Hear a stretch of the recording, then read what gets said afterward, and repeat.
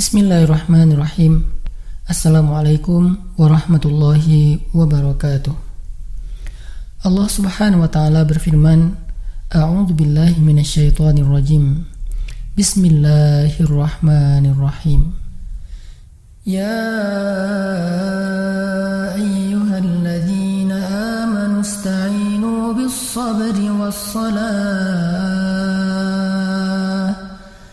Innallaha ma'as-sabirin.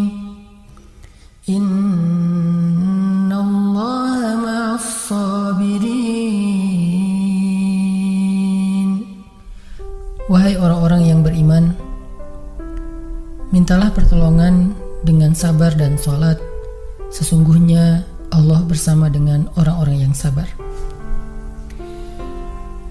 Kita sering mendengar ayat ini disampaikan oleh para ulama, para dai, para ustadz tentang bahwa salah satu di antara cara menjemput pertolongan Allah Subhanahu wa taala itu adalah dengan melakukan ibadah sholat. Pertanyaannya adalah, sholat yang seperti apakah yang bisa menjemput pertolongan Allah dalam kehidupan kita pada saat kita sedang mengalami ujian yang berat? Banyak orang yang bilang, saya sholat tapi kok hidup saya gini-gini aja. Banyak orang yang bilang, saya udah sholat tetapi kok doa saya belum diijabah. Saya udah sholat tapi kok masalah saya masih belum selesai. Saya udah sholat tetapi kok musibah saya terus beruntun, tidak pernah berhenti. Saya udah sholat tapi kok musibah terus terjadi dalam hidup saya. Sehingga teman-teman yang dirahmati Allah, kita perlu belajar sholat yang seperti apa yang bisa menjemput pertolongan Allah Subhanahu wa ta'ala secara ajaib. Mari kita renungkan sebuah kisah yang pernah disampaikan oleh sahabat Anas bin Malik radhiyallahu an, bahwa dahulu di masa Nabi ada seorang laki-laki di kota Madinah yang melakukan perjalanan antara Syam ke Madinah untuk berdagang. Di tengah perjalanan, laki-laki ini dirampok oleh para perampok. Dia diberhentikan oleh seorang laki-laki, kemudian hartanya diambil, lalu setelahnya laki-laki itu menghunuskan pedang kepada orang ini. Pedagang ini mengatakan, wahai fulan, jika engkau menginginkan hartaku, ambillah, tapi biarkanlah aku melanjutkan perjalanan. Perampok itu mengatakan, adapun harta itu sudah menjadi milikku. Sekarang aku menginginkanmu, aku ingin membunuhmu. Merasa tidak punya pilihan, akhirnya pedagang ini mengatakan, wahai fulan, jika engkau ingin menyakitiku, membunuhku, maka lakukanlah. Tetapi sebelumnya, berilah aku kesempatan untuk melaksanakan sholat 2 rakaat. Lalu perampok ini mengatakan, ya sudah, kalau begitu, sholatlah, aku akan berikan engkau waktu sebentar. Maka pedagang ini pun mendirikan sholat dengan sholat yang sangat khusyuk. Di dalam sholat, laki-laki ini setelah membaca Al-Fatihah, dia membaca sebuah ayat di dalam surat An-Naml ayat 62. Apa ayatnya? Dia membaca kalimat, Amman yujibul muttarra idza da'ah. Amman yujibul muttarra idza da'ahu wa yakshifus su'a wa yaj'alukum khulafa'al ard. A ilahum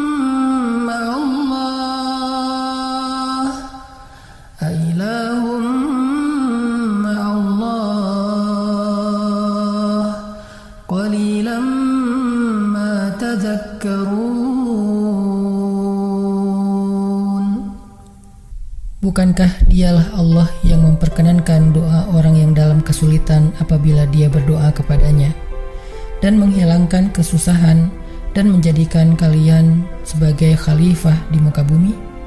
Apakah di samping Allah ada Tuhan lain yang patut disembah atau dimintai pertolongan? Sedikit sekali dari nikmat Allah yang kalian ingat. Shadaqallahul azim.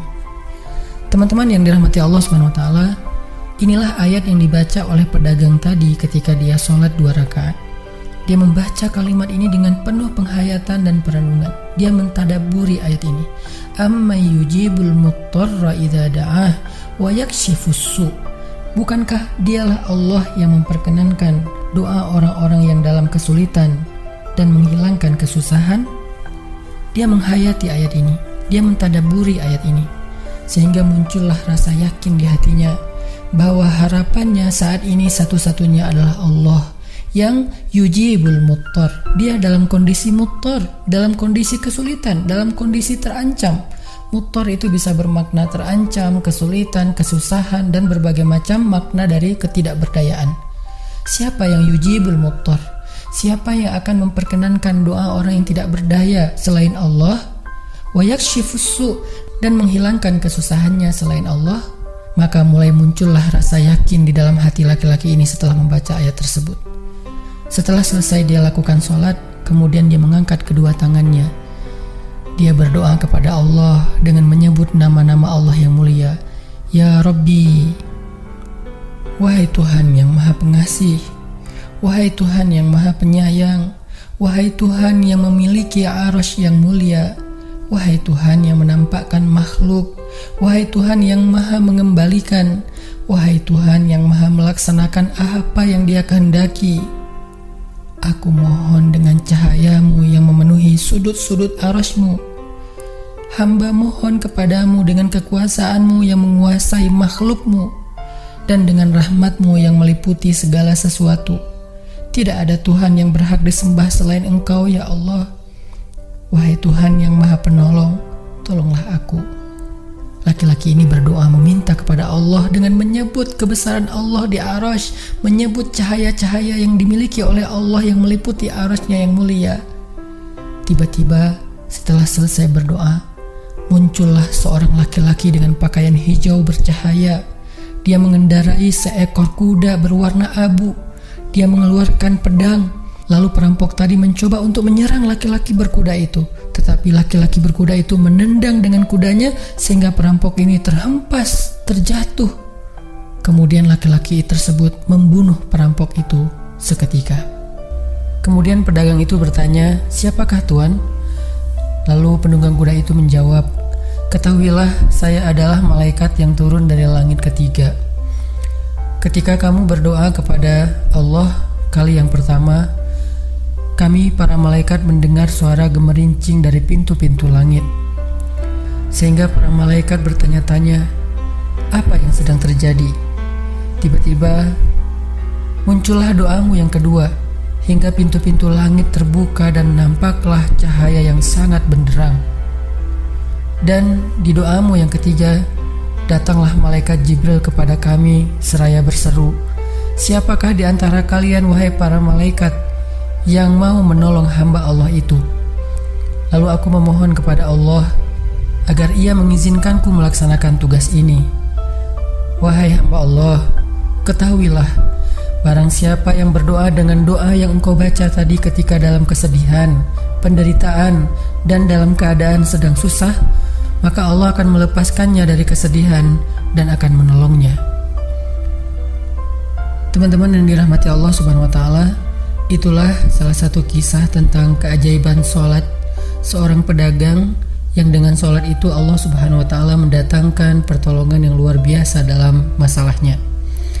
Pertanyaannya adalah, apa rahasia sholat pedagang itu sehingga Allah mendatangkan malaikat khusus yang menunggang kuda berwarna abu, lalu malaikat ini membunuh perampok yang ingin mencelakai pedagang itu?